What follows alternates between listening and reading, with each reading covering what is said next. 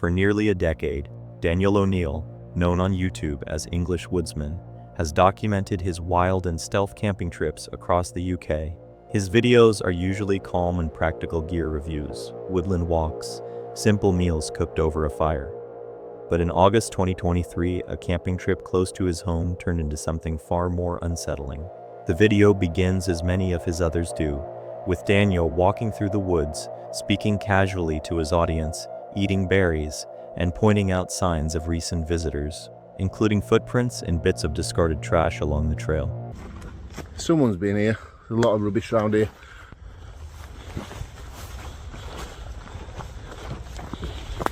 Yeah, look at the state of this. It does get used, doesn't it? After about 20 minutes, he reaches a clearing where he plans to camp and sits against a tree to eat noodles while continuing to talk to the camera. Around 25 minutes into the video, everything changes. I'm going to be out Friday night, but I'm going away Saturday, so I've got a bit of a drive as well, so I didn't want to be tired, and it's going to throw it down Friday night as well, and rain camping is really good.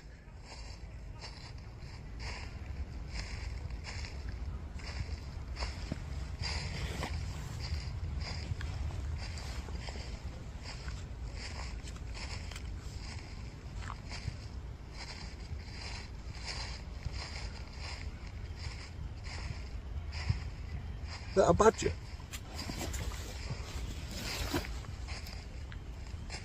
Hello?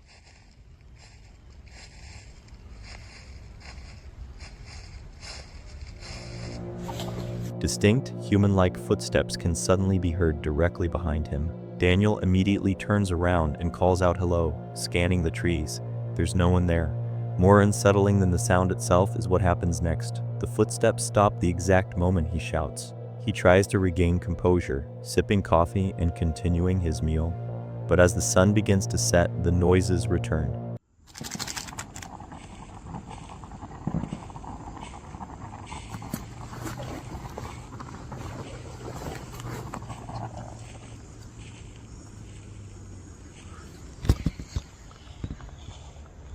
There's that noise again now.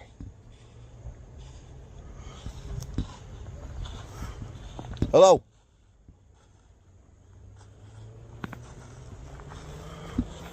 Hello? You got to better hear that. There's nobody here. Around 40 minutes in, the footsteps can be heard again, this time sounding closer.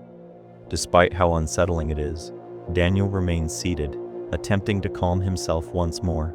For a few minutes, he seems to push the fear aside, but as darkness fully settles in, the footsteps begin for a third time. I'm going to be honest. I can't stay here now. I'm going to be a wimp. I don't care if people call me a wimp in the comments, but I can't stay here.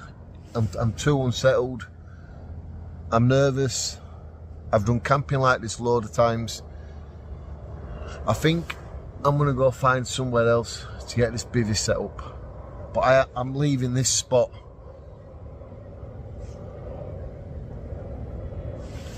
After that final incident, Daniel decides to leave the area and find somewhere else to camp for the night. He later explains that the grass was slightly wet and wouldn't have produced the dry, steady sound heard in the footage if it had been an animal. Viewers also noted that animals rarely move with such uniform, consistent pacing. Whether it was a person following him or something else entirely, Daniel made the cautious decision to leave. And considering how isolated he was, that decision may have prevented something far worse. Camper Vibe is a channel run by two friends, Emily and Louise, known for traveling in their camper van and renovating a 200-year-old stone cottage. But in early 2023, Louise decided to take a solo trip into Daring Woods near Pluckley, a village often referred to as one of the most haunted in the UK. At first, the evening was peaceful. She set up her hammock, lit a small fire, and cooked dinner as the forest grew darker around her. As night fell, the atmosphere began to shift. What started as ordinary woodland sounds, birds and owls, soon gave way to cries that sounded eerily like children screaming.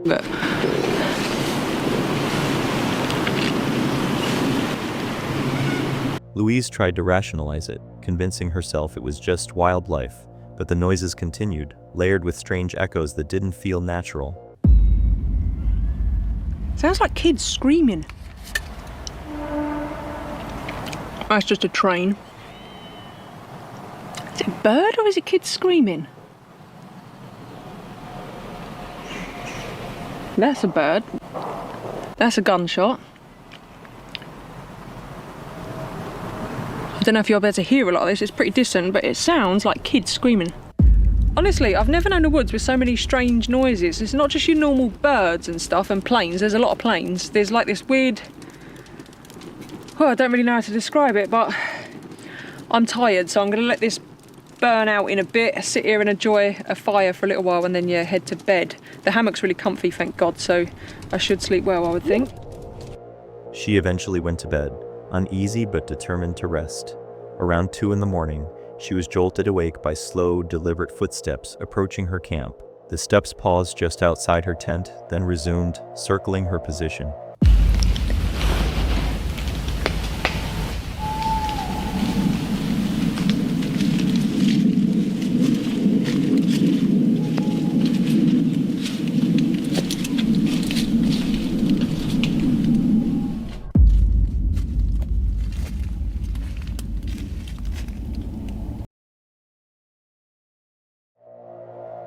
She remained completely still, unwilling to switch on a light and reveal herself. The footsteps faded, only to return again. This pattern continued for hours. By that point, she was convinced it wasn't an animal. What the fuck was that? I don't want to turn the light on because I'm pretty convinced there's been a person or persons. What the fuck? I've never wanted the morning to come as much as I do right now.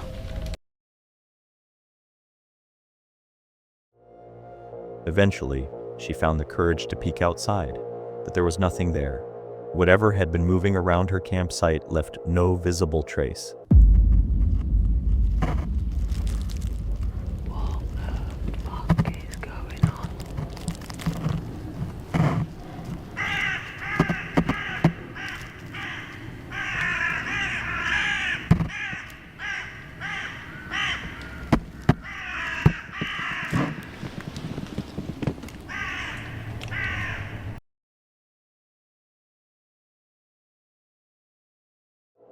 When morning finally came, Louise admitted it was the most frightening night she had ever spent outdoors.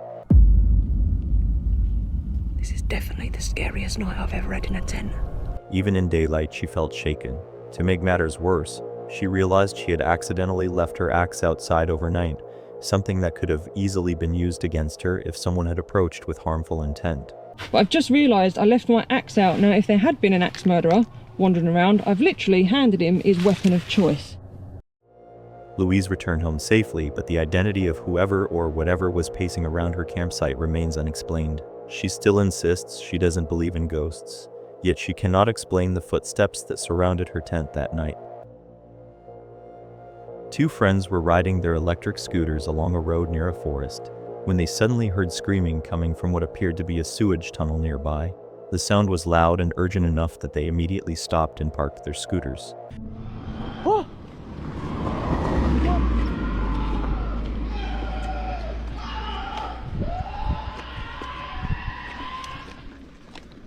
T'as entendu? Ça vient d'en bas ou pas? Excusez-moi! Monsieur! Attends, viens, on peut passer ici. Attends. Ah! Attends, viens, on passe par... Oh!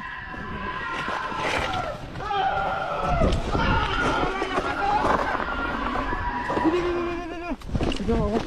Ah, c'est un piège. Prends tes affaires vite, c'est un piège. Prends tes clés. On y va? Ouais. Non, attends. Là, c'est bizarre. On y va ou pas? Je sais pas. Vas-y, go.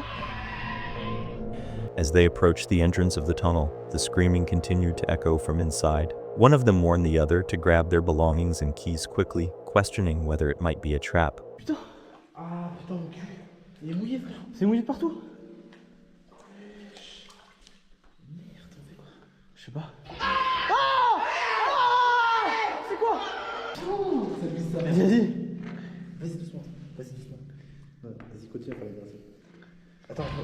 Oh ouais. Sécurité. Cours. Oh, je suis mouillé. Ah.